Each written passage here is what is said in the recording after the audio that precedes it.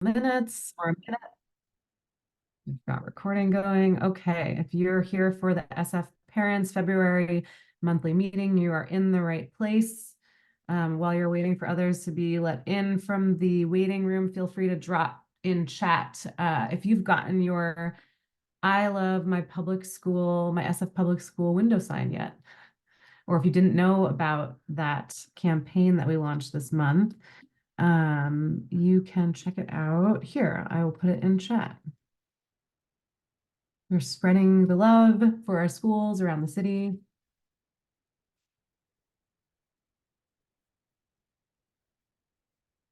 Awesome, Leah. Yeah, we're starting to see the signs just make it out into the wild all around the city. It's very cool.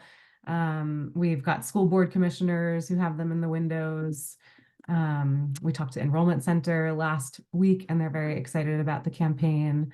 So it's a nice feel-good campaign, and appropriate timing given that incoming families to the district are starting to pay attention, and getting their enrollment offers, I think March 18th. So just really starting to push out into the public messaging around love for our public schools.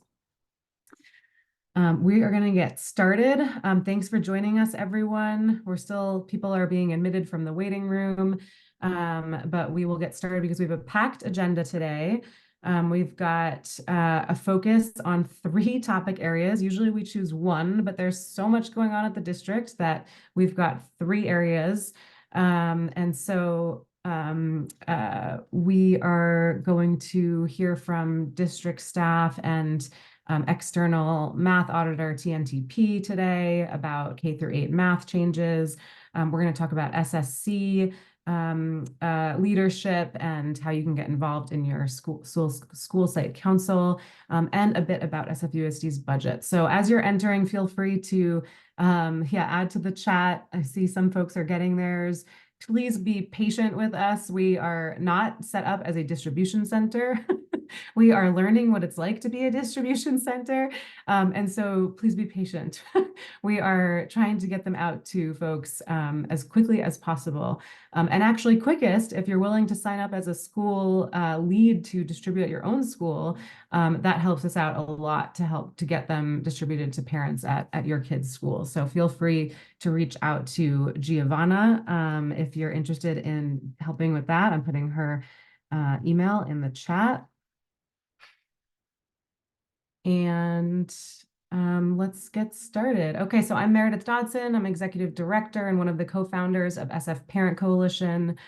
We can go to the next slide, Nicole. SF Parents centers the needs of children and youth in San Francisco public schools by bringing together a diverse network of parents and caregivers to advocate for a thriving, equitable school system. I can go to the next slide. We're going to move through these. If you've ever been to one of these, we sometimes are slower when we've got less to talk about and sometimes move through these very quickly. Our meeting norms, we stay curious about different perspectives. We center the voices, assets, needs, and aspirations of our students and our families. And we listen and lift up what we hear and allow others to process on their own before sharing opinions. Okay, so we have some of our own advocacy updates, but we really want to start getting into the content. But really quickly, we'll just share that we are focused on 3 key areas this school year, and that's on early math, K-8 math, early literacy, K-8 literacy, and SFUSD's budget deficit and what they're doing about addressing that budget deficit and how it's going to impact our schools and our kids. And so those are our 3 main bucket areas. If you haven't already gotten involved in any one of those, we encourage you to. You can check out our SF Kids Can't Wait campaign, which is the one that's really focused on math and literacy. And we're going to be hearing more updates on that today from the district. We launched that campaign last May with 6 key asks to the district. Nicole, I don't know if you have a chance to drop if you can find that from our website, but there was no worries if not, but we sent a letter to the district when we launched the campaign, and had 6 key asks, one around the curriculum and overall program evaluation and overhaul, a number around just teacher professional development and supports, and making sure that teachers have enough supports in learning any new curriculum and programs that we're bringing in. And the first one, which we're hoping to hear more about today, is around the interventions, and today particularly with math, but such as like high dosage, research-backed high dosage literacy, or for today, math tutoring, which education research shows that really is powerful in getting kids caught up if they do start to fall behind reaching grade level milestones. And we know that, especially with the pandemic impacts to student learning, we know just how important that kind of extra dosage, high dosage tutoring supports are for our students at SFUSD, particularly those who've been historically underserved. So we will continue to update you on our advocacy there, and we're excited to hear from the district today. Also, just we've been hearing a lot about, the budget and your concerns around that. We will address that later on in the meeting, start the second half of the meeting. And we've been talking about having potentially some more community meetings where we're just connecting you all with each other as you're grappling with, what does this new school budget look like and why, and how does it affect my school? So I'm sure we'll get into some of those questions today, and there's probably going to be a lot more questions after today. And we are here as a resource for you as your school is going through that and when you have questions.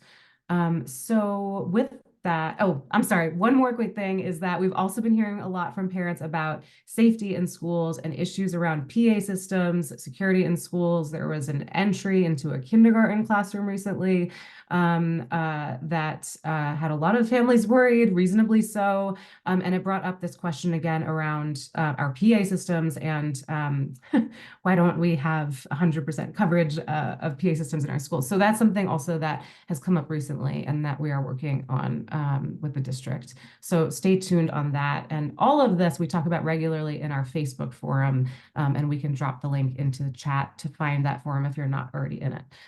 So with that said, I believe, do we have the district here? Yes. So I'm going to pass it over to Dr. Nicole Priestley, who's the head of curriculum and instruction at SFUSD.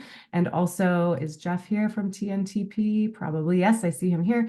I'm going to pass it over to them. We asked them to come today to give you Nicole, you can move to the next slide, to give you updates on the K-8 math audit, and to kind of just give you an explainer of what was found in that audit by TNTP, how it relates to what parents are asking for around, the curriculum overhaul in math, as well as, that takes time. So what can we do immediately to support our kids who are not meeting grade level milestones, to make sure we can catch them up and support them so they stay on grade level. So we're about to hear from them. Thank you so much for joining us, Dr. Priestley and Jeff from TNTP. And I'm not sure if anyone else from TNTP is here as well, but thank you. And I will let them take the stage.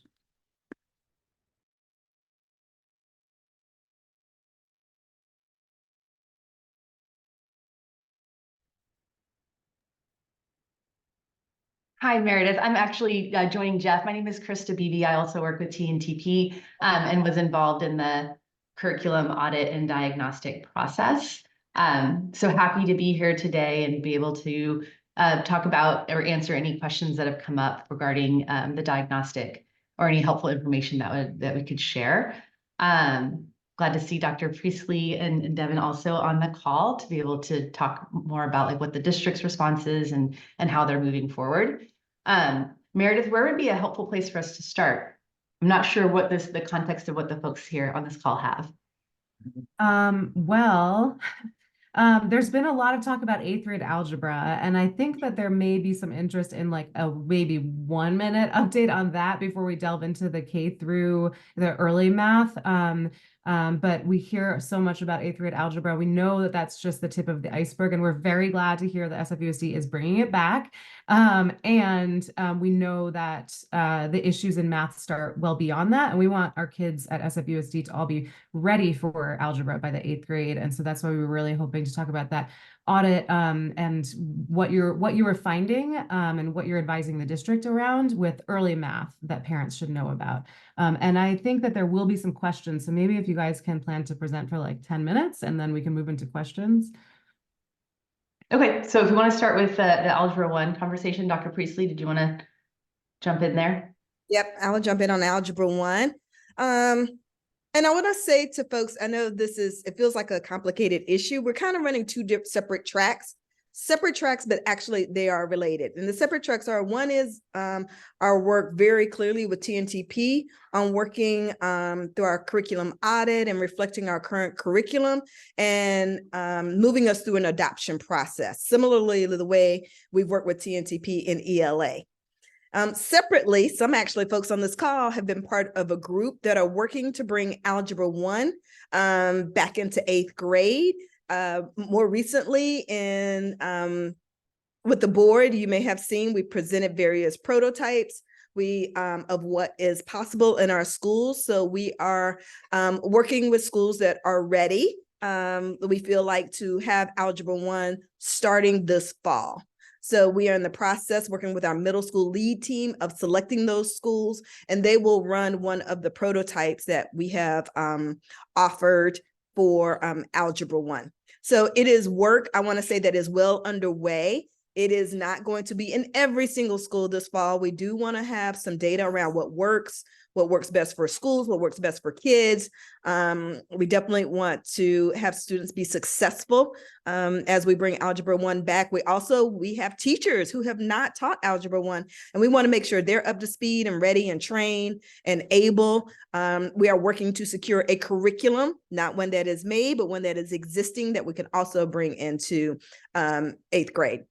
So there's these different bodies of work that are happening around Algebra 1. We will continue to provide updates as needed to folks and as are appropriate, and anytime we can do that. But right now we are trying to identify our schools, the curriculum and the process, and our training for teachers as we bring Algebra 1 into eighth grade.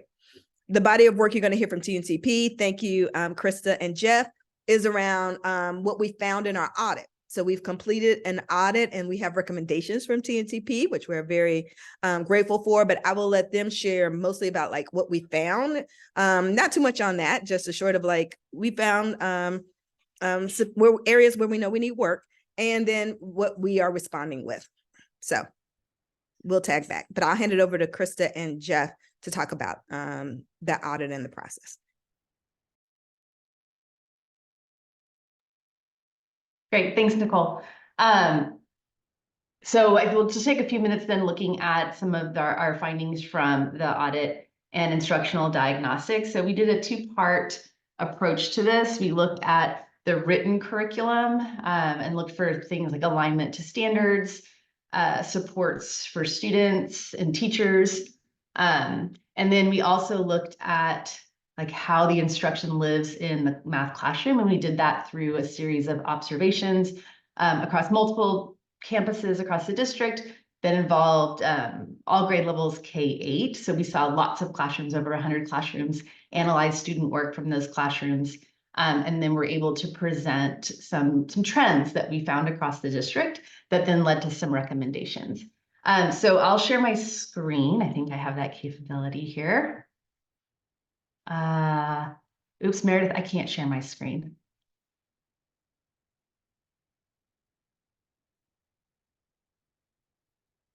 Krista, you should be able to now. Okay, thank you. All right, now let's make sure I'm gonna share the right screen, y'all. Here we go. Okay, so as I said earlier, we started with a curriculum audit, which was looking at SFUSD's core math curriculum. And as we shared with the board, we found that there were areas that didn't meet standards. You can see up here on the screen that we have elementary curriculum was pretty well aligned to the standards.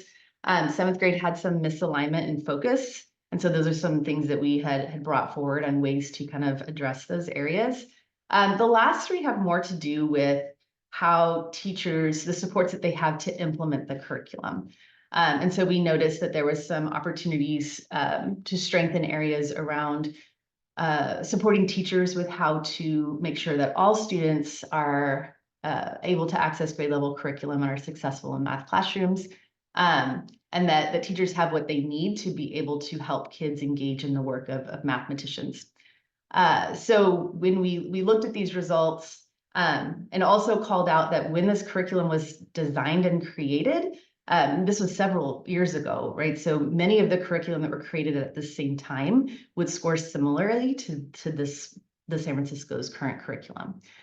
So knowing that this is not quite meeting the needs of kids, then we also looked at what's happening in classrooms.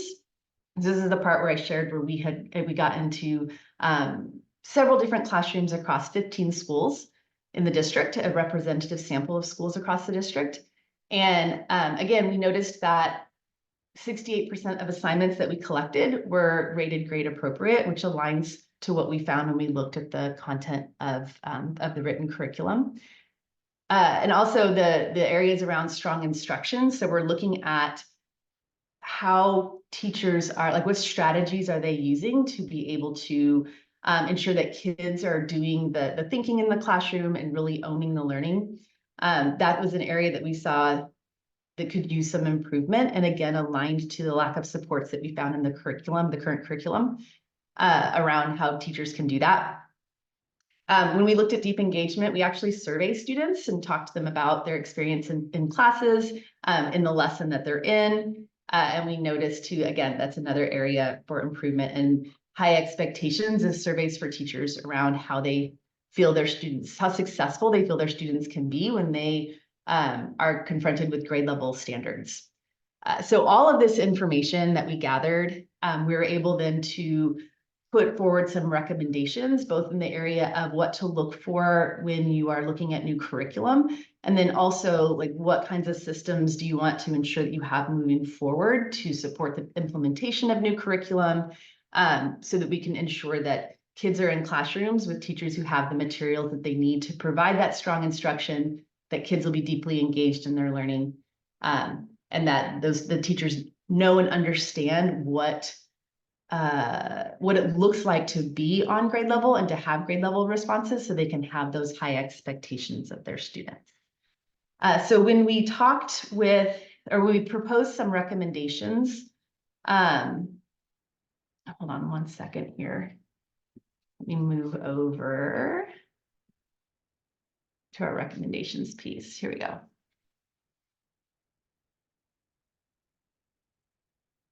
So when we were proposing recommendations, TNTP is recommending that SFUSD adopt new math curriculum. It's time for that. There's the data and research that shows that there are new materials out there that can provide in the areas that the current curriculum wasn't supporting as well. We also recognize that to have a successful rollout and implementation of new curriculum, you want to be really thoughtful and considerate about the voices that we hear throughout the process, how we're including student voice, teacher voice, community voice in this process, and that there are systems put in place to support teachers throughout implementation of a new curriculum. So currently, that's the phase that Dr. Priestley had talked about, moving into looking at new curriculum, having teachers pilot some curriculum before making those decisions to do a shift in new math curriculum for K through 8. In the meantime, we know that takes time, right? To be able to do that process takes some time. And so we have also recommended a few things based on what we found in both the curriculum audit and the instructional audit around, there were some issues in the 7th grade scope and sequence around focus on what's called the major work of the grade. So basically the most important stuff in 7th grade. So doing some adjustments to scope and sequencing there, and just making sure that kids have access to practice with the right number types. So like if it's not just whole numbers, that they're also working with fractions and decimals, and those the types of numbers that are called for by the math standards.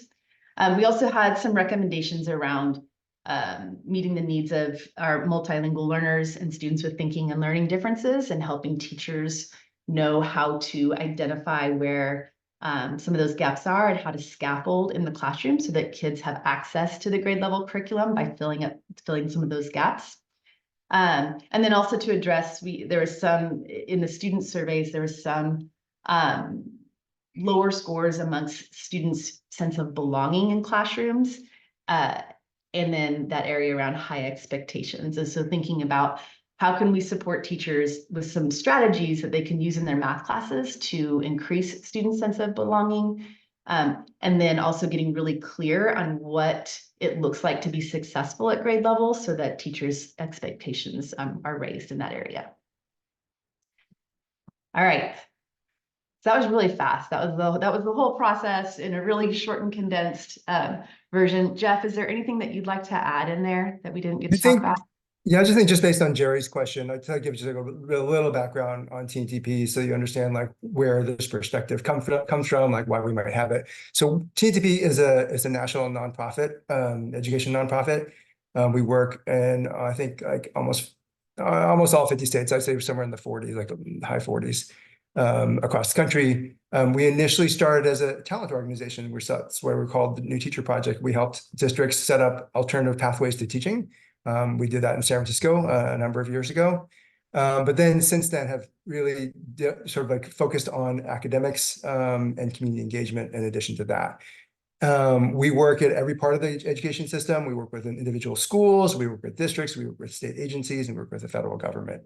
And we are national again, so we kind of combine what we're seeing across the country and use those sort of like those experiences and that knowledge base to then partner with individual districts or schools to help them understand like how might you do things better, how does this compare to elsewhere in the country, and so kind of combine a national perspective as well as a local kind of approach and perspective. We're a sort of medium-sized organization. We have about 600 to 700 staff members, depending on the time. And we've been working with San Francisco for quite a number of years. I think we're probably in the, I don't know, maybe 12 years. So a long time here in San Francisco. And then just personally, I live in San Francisco. I live in the Mission, and Krista lives close by in Santa Cruz. There are some questions in the chat that we can kind of answer. I think as many, I'll hand some of these over to Krista, but there's one about the subjectiveness of the engagement rating. Krista, you can chime in here too, but I think that we give students themselves surveys and ask them questions like, what you're learning right now, how interesting is it to you? How applicable do you think it is to your life? Like, will you be able to use this? So asking those sorts of questions, and we provide like ratings based on that, like objective data.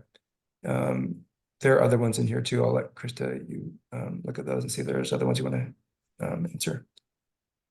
I'll especially lift up the one from Debbie Liu on the tier 2 and tier 3. So I think this relates to our first ask from our campaign last year that we still feel is like, when's the information coming? And we understand that the tier 2 and tier 3 has to, like, you need strong tier 1, right? We've been able to talk with you all about this in the past, TNTP and the Curriculum and Instruction Department, hard to tell kids to wait, right? And so those kids who are falling behind, what can we do for them more immediately so they have the best shot at staying on grade level in math through early elementary school and beyond, even if we don't have the tier 1 answer yet, and the tier 2 and 3 that follow that. But what can we be doing now, like high dosage interventions, bringing in outside support? I'm going to take that one up. So yes, we're focused on tier 1, and I want to say one of the recommendations from TNTP was really thinking about the work of the grade and how we could center that more. And we have found, if you looked at the board presentation or didn't, we have some real bright spots with schools who are using our Dreambox platform. And one of the things we did immediately after the findings from TNTP is we went back and worked with Dreambox, who and able to center the work, but primarily the major work of the grade in middle school is where we're primarily centered, and have teachers assign, which is not something we've done, have teachers assign work to kids so they could have more opportunities in the work of the grade and at a deep level. So they would have tier 1 classroom instruction, and perhaps at another time in the school day, they would have time on Dreambox on similar work of the grade, and also they can access it at home through Clever. So, but what we wanted to shift was a teacher assigning to students what they might need based on their performance. And so we're looking more individually at the student needs where they are and trying to make sure they have that type of access. The second thing I was going to say just went out of my head, but Devin often reads my brain, so it might come to her. There was a second part of that around tier 1. I mean, around tier 2. Oh, high dosage tutoring. That's what you said. We are working with IXL right now. We have 1,500 seats for tutoring that we have with IXL, and we are hoping to have that up and running. Our goal is early April. Is late. We just got the contract approved. So we need a little time to identify the students and get them set up with their partners and things like that. But it's one-to-one high dosage tutoring that can happen during the school day or in after school. So we are working to create those structures. And so students who have that need of some additional support can have that starting in April. We do have a 2-year contract with them, so we don't have any disruption in that process, and so students can continue to have those additional supports.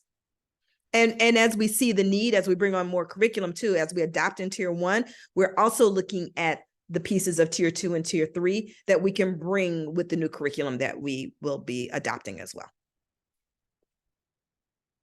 I hope that helps, Meredith, in terms of just those kind of 3 big picture things. It does. It does. And does the 1,500, can you just talk in terms of like scale and how many kids in terms of how many kids are being identified as needing those supports, and then how much coverage will we have? Is it, half of them? Is it all of them? Is it 10% of them? I don't know if I can talk about it in terms of scale yet. Certainly where we want to look, so Devin might have that type of information, but we definitely want to look at students who are A1 underserved in underserved communities, and students who might not be performing at a grade level. Those would definitely be our target areas.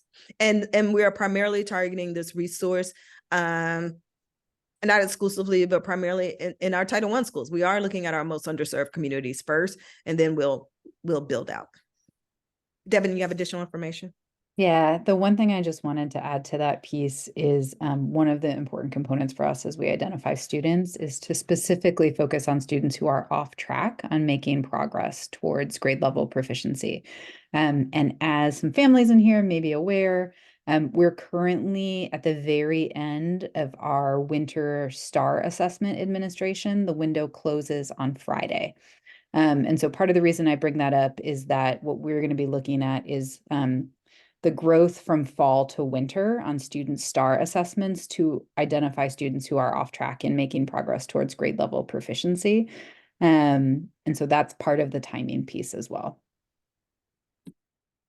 And just to answer the questions in the chat, Dreambox is already available to all of our K-8 students, Title I and non-Title I. And IXL is currently Title I, and in the future, if we see success with that, then yes, we will consider rolling that out to our non-Title I schools. We can probably take one more question on the math topic, or 1 or 2 very quick ones before moving into the SSC. Let's see, are there any others coming in?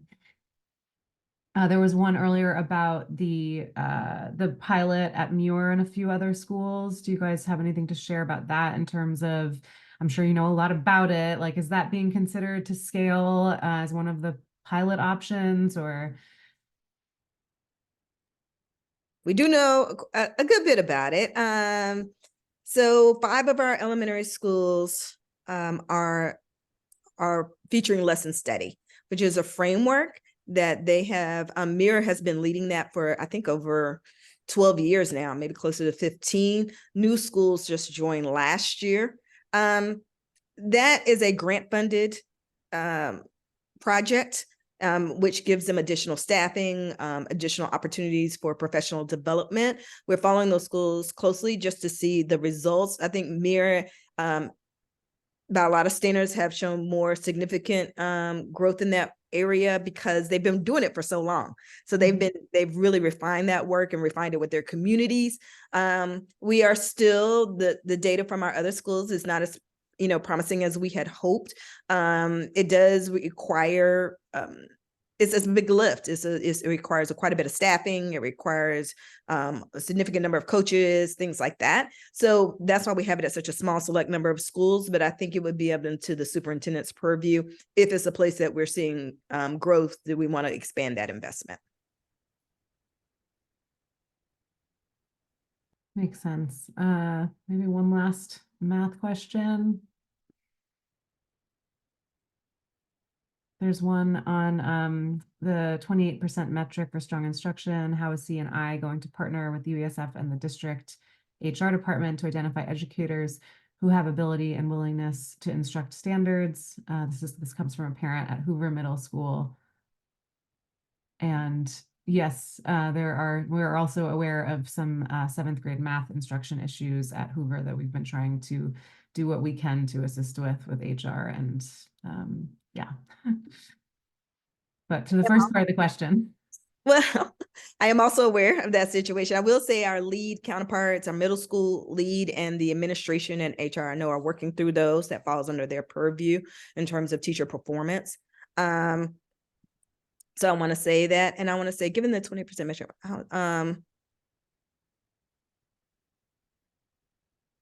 so we do partner. I will say this: our schools hire. And we support the schools in terms of, they often ask questions like, what kind of markers should we be looking for in terms of a teacher's ability to teach math or to teach ELA, specifically in the middle schools? And we offer that support. Our partnership with HR and UESF, and I think this is a campaign for the entire district. How can we attract and retain the highest quality teachers that are out there in the Bay Area? And I think one of the first moves we've made is to increase teacher pay to attract more teachers to SFUSD. And really we are, I think as a system, looking to new networks and where we can attract teachers that are high quality. And then also, how can we develop our own? We have, a pool of paraprofessionals. We have other folks that are local. How do we bring them on board? We have a lot of this work that goes on in our CTE pathways in high school. Like, how do we attract folks from businesses to be part of this work? So it's ongoing in a lot of different spaces, but I would say it's a collective SFUSD work in terms of how do we attract the best teachers for special education and all of those areas. And so that's just an ongoing process. We are, as we know, in our times of budget, school allocations have really been lifted up. We're really trying to pour services into schools, make sure they have a strong base and have opportunities to have coaches across schools and using their resources to make sure they have the appropriate staffing so that there's a qualified teacher in every classroom. So I would say that is just collective work that is happening across the district. And I think Dr. Wayne has been very strategic and instrumental in leading that and making sure that those resources are available at our schools. Thank you so much, Dr. Priestley, and thank you, TNTP. Cypri, I see your hand raised, but we have to move to the next section. And I'm sorry this is quick, everyone, but we have 3 topics that we're covering. So we will release TNTP and C&I department. You're welcome to go. Thank you so much.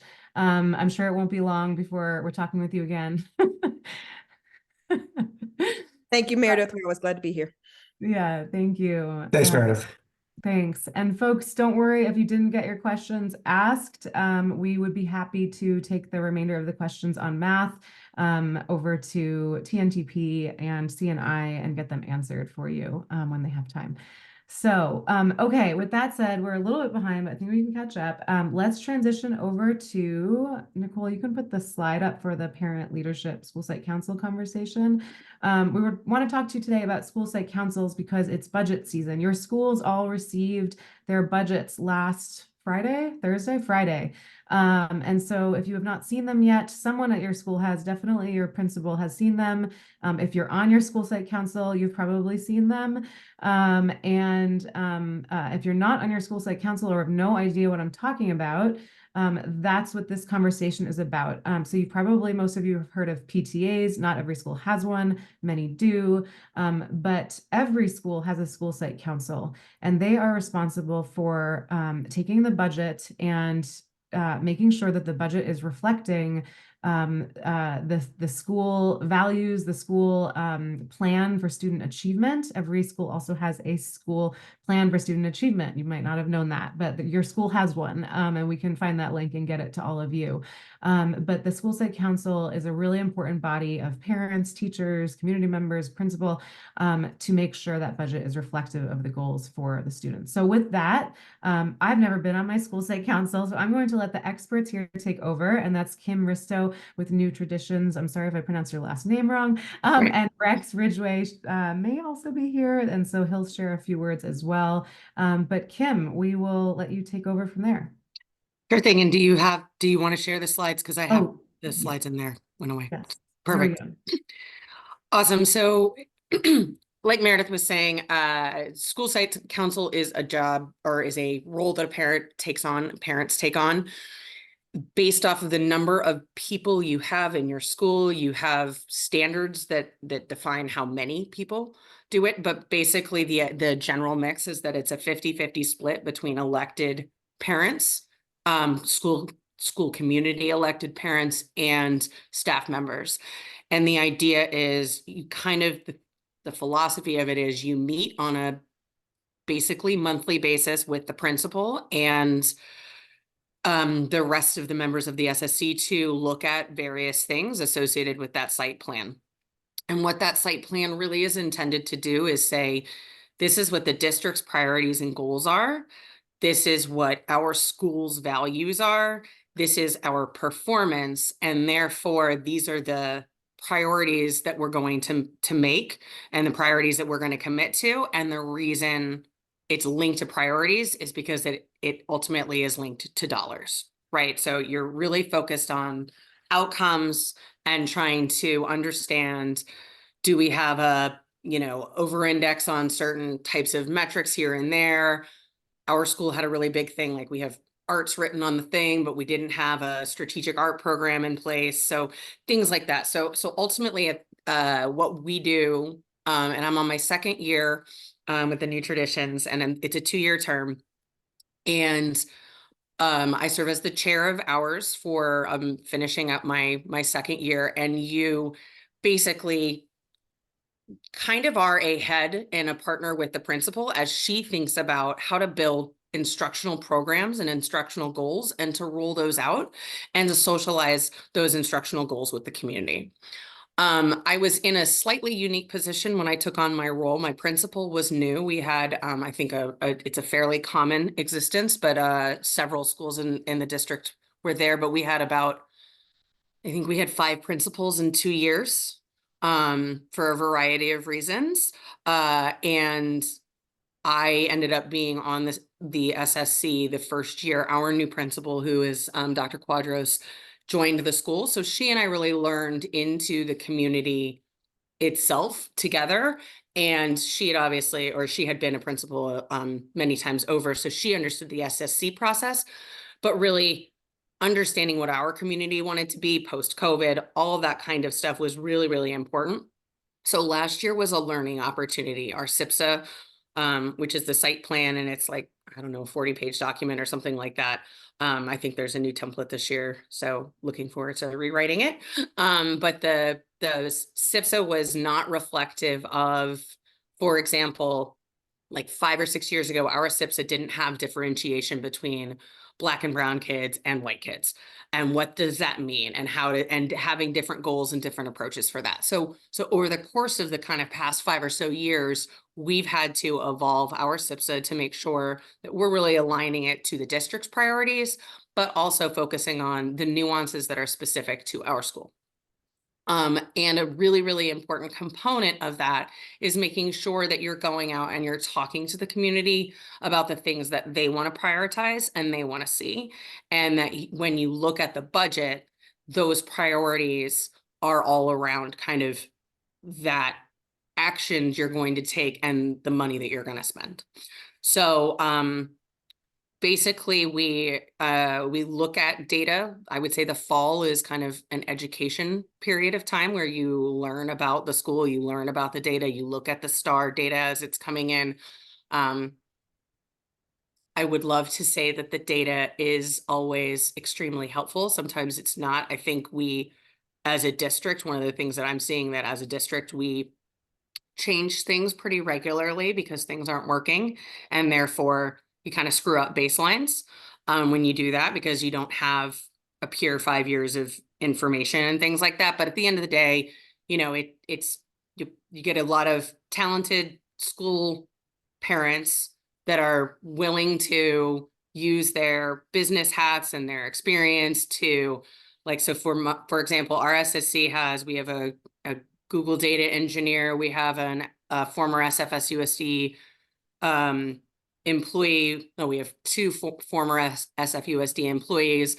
So you just get a really good mix of parents in, and then you bring the education experts from your school, and you all come together to talk about the data.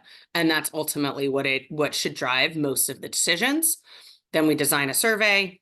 We sent our survey out yesterday.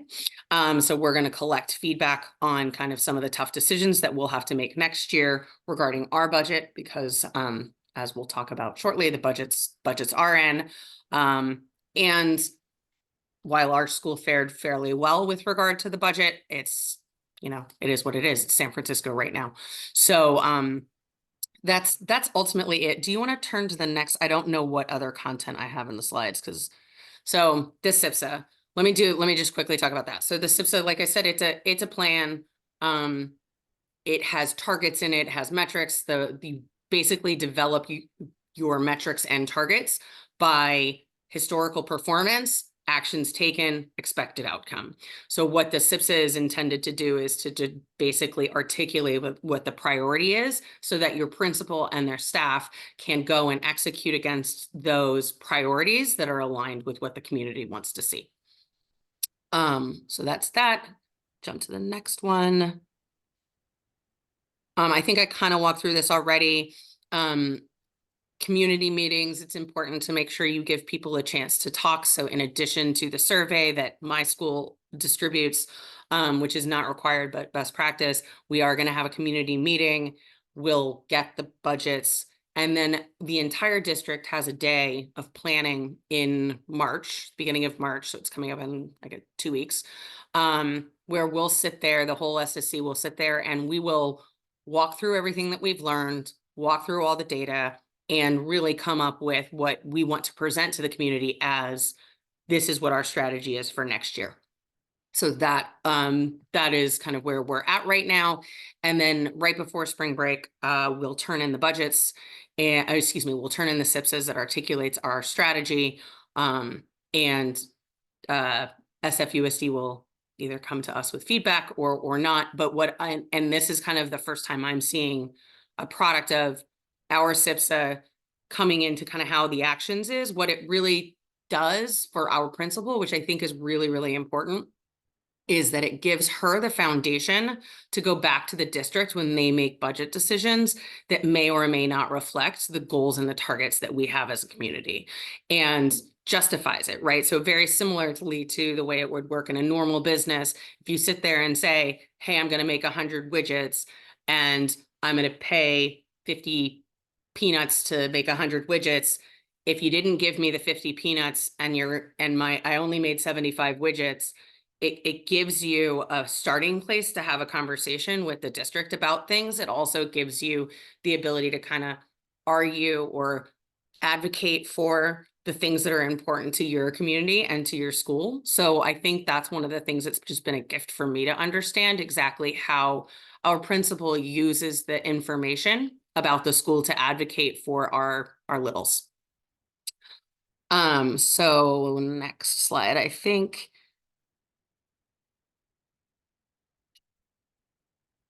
Yeah, so SSC best practices, and what's going to come after this are a few slides that I put in when I tried to explain what SSC was to our community to try and recruit members. You basically always are recruiting.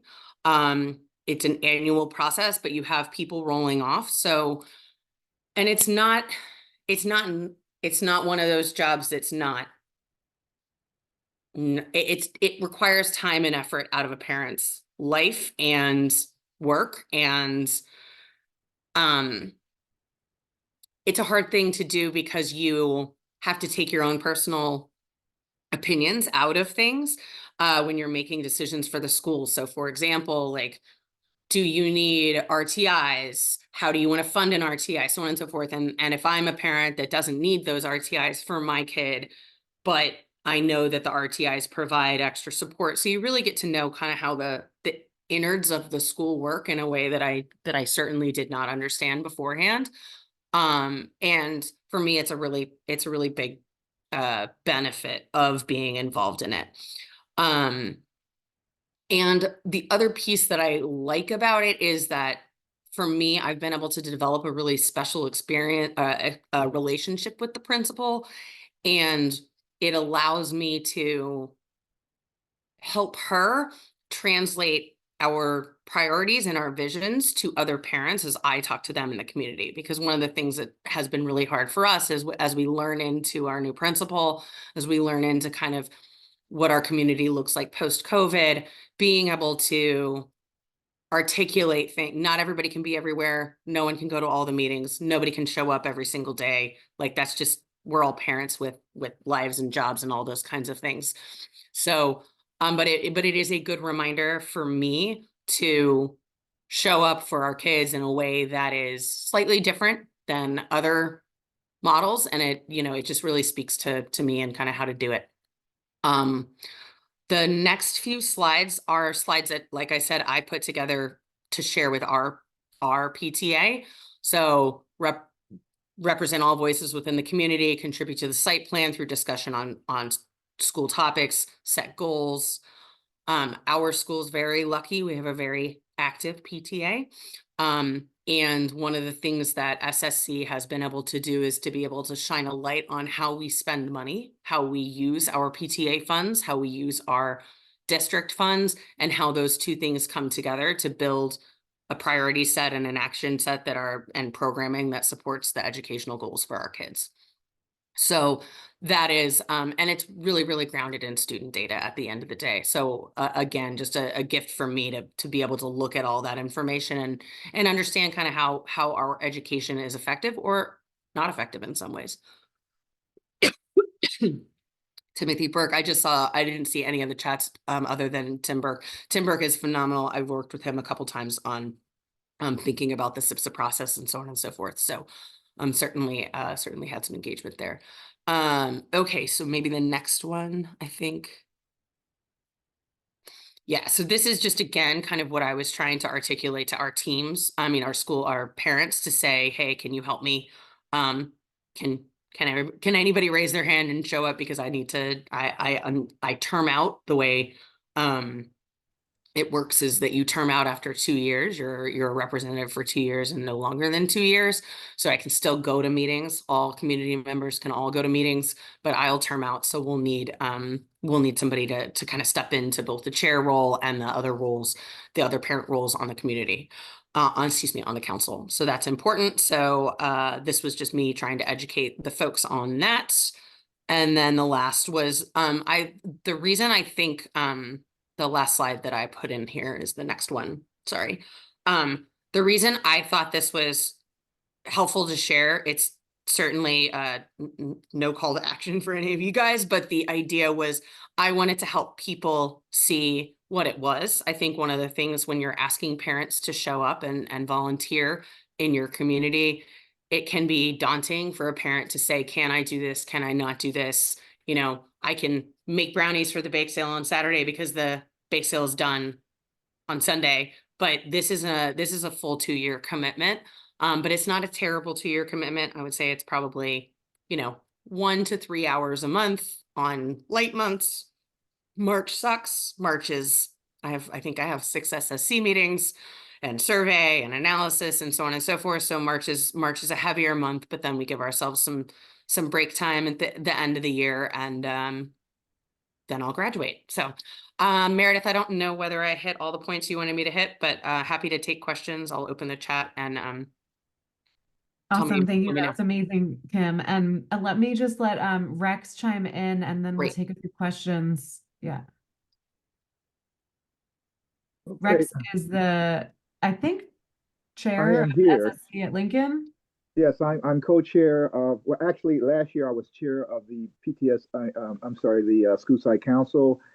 This year I'm co-chair. We have 2 chairs. I'm co-chair this year of Lincoln's PTSA, and we have a robust PTSA. We have 6 students on our not PTSA, I'm sorry, School Site Council.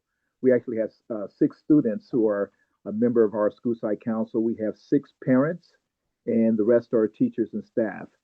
We just met yesterday, as a matter of fact, and looking at the budget, which Kim just mentioned, or was it you, Meredith, that just been passed out. So we're looking at that.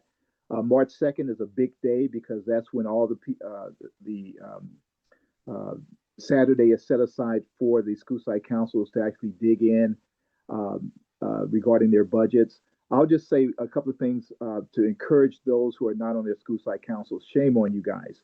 That is where you need to be. When I first started back in 2012 as a volunteer, when my granddaughter started in the district, the teachers, I asked, I'm a full-time volunteer and what can I do? And I had 3 teachers tell me, Rex, get on the School Site Council. And they didn't say get on the PTSA. They said get on the School Site Council. And they said, because that's where the money is. The PTA does not vote on how money is spent at a school site. The School Site Council does. California state law. Every school site, 1,000 of them, school sites must have a School Site Council, even if it's your principal. So a school site that has nobody in the room, there's always the principal, and the principal alone has the School Site Council. So, and I'm saying that to say, because if you want to say so on how the money is spent, and you vote, and as Kim was going through the slides, I was looking for that one word that starts with a V, which means vote. I'm just saying, you vote on the budget. With Lincoln High and your middle schools and your high schools are going to experience cuts on your counselors. Matt Wayne had just 3 weeks ago, said he's cutting back the number of counselors at schools. So we're dealing with that. And I know it's time short, so I won't ramble, but these slides are great. I would say if you're not on your School Site Council, please get on it because it has gravitas. It's just where you need to be to make sure that the budget and what you vote on, because you have a vote. And the school, by law, you have to have as many parents as you have teachers. There has to be a balance. And in our case, we have 6 kids as well. So we have a real good eclectic group that makes up our School Site Council. But I'll stop and answer questions along with Kim as well, because we have short time. If you want, I'll just address Supriya's question. I think that's such a challenging question. And I have so many thoughts on it, but to me, I think it's showing up, right? At the end of the day, a principal can treat it like a rubber stamp if they don't find that the process that they're going through is valuable. I have only been with a principal that took it really, really seriously, so I have a hard time fathoming that. But at the end of the day, if a parent, if I can imagine a world in which instead of the 3 parents or 6 parents that need to show up, 15 parents showed up, right? There are real rules, right? So there has to be an agenda posted 72 hours before the meetings. The meetings have to be open to everybody. And the principal has to receive votes to what Rex was just saying. So they cannot, I approve the school site safety plan. I approve the budget. I have to vote on the budget. It has to get minuted. There was something that happened recently that I had to approve that it got like there are requirements. And I'm not saying that the school district mandates those requirements, but the principal has to do these as part of their job. And if they're not taking it seriously, then that's a reflection on who that principal is. And maybe they just need an opportunity to see a process that works really, really well. I luckily had a really lovely parent that ran school site council for a number of years before me that I was able to kind of take their work and build on it. But Rex's point is just phenomenal about the conversation in the room and the requirements around what the community or what the principal has to do. Yeah, and Kim, let The me rules chime don't in. allow them to screw it over. You know, I mean, Well, I guess that's the easiest way. It's like the system itself is designed to not let them check the box. So don't let them check the box. Well, Kim, let me chime in here on that, because here's the thing. What document governs a school site council? And that's the bylaws. Okay, the bylaws tell everybody in the room how this thing is going to run. Just like at City Hall, you have the charter. At Congress, you have the Bill of Rights, you have the Constitution. So in a school site council, you have a written document called the bylaws. And those bylaws are agreed on by everyone who's part of the school site council. As an example, at Lincoln High, our school site council's bylaw says that that the PTSA must approve a parent coming onto the school site council, because we want to make sure a group of peers approve who becomes a school site council as a way to recruit at the same time. But back to Supriya's question about rubber stamping, you allow the rubber stamp to happen if you're not in the room. That's why parents must get in the room. Example, when I first got, and I won't name the elementary school, but when I first got on school site council back in 2012, it was just myself and a couple others, and we were not naive. We didn't really know what was going on. The principal took advantage of that and hired a consultant for $20,000 to help her learn how to be a principal. The next year, we stopped that nonsense. When she brought that $20,000 up for the same purpose of hiring an outside consultant to help her run the school, we voted that down. Because now we had confidence. I educated myself. I knew that the parents had the power. There was no rubber stamping from then on out. So again, everybody should join the school site council if you can. You have the vote, and the principal can only rubber stamp or take advantage if you're not in the room and speaking up. Thank you, Kim and Rex. That was amazing. I'm sure there's more questions. Stephanie mentioned in a chat to me that also that SFUSD did like an SSC 101 earlier this week that was recorded. So hopefully they'll be sending that out. I would pay attention to SFUSD comms with that, and we'll pay attention for that so we can share it out as well. If folks have more questions on SSC engagement, feel free to email us at hello@sfparents.org, and we'll make sure to get your questions answered by people who have done this before, like Kim and Rex.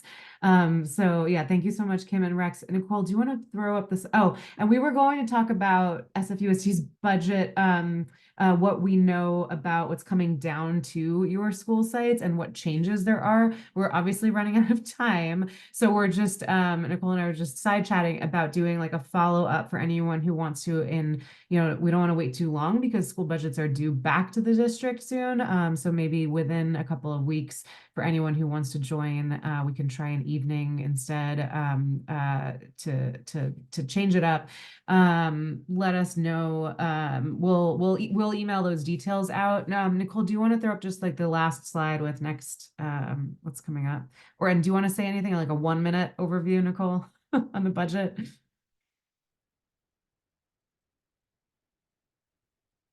She's been helping behind the scenes. She is a real human being that exists.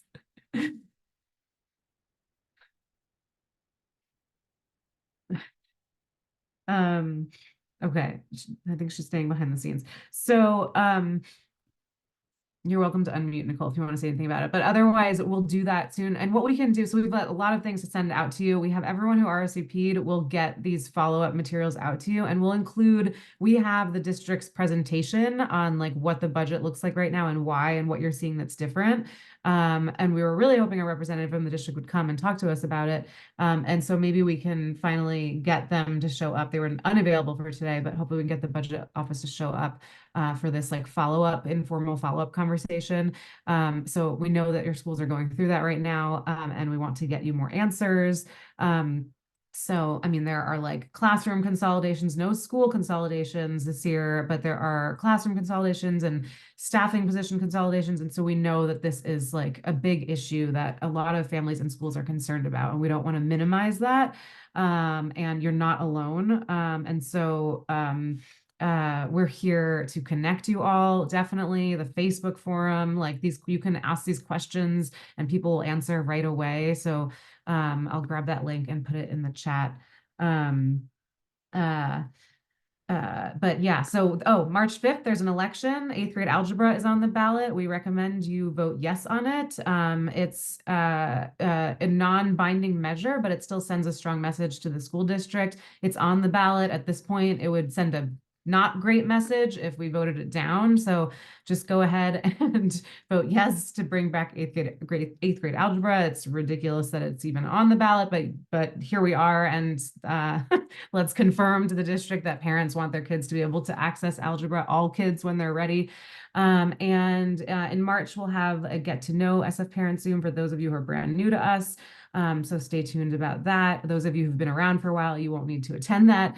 And we'll have our next in-person event sometime in April. So also stay tuned for that. And of course, our I Love My SF Public School window sign. If you haven't gotten yours, make sure to buy one for $5. And all proceeds are going to schools without PTAs. So good cause. And yeah, with that, thank you so much for being here today. I'm going to grab our Facebook forum link in case you're not in there. And we know there's always more questions than we had time for, but find us on Facebook and feel free to keep the conversation going there. And we'll have more for you soon. Thanks, everyone. Thanks, Kim. Thanks, Rex. Good to see you all.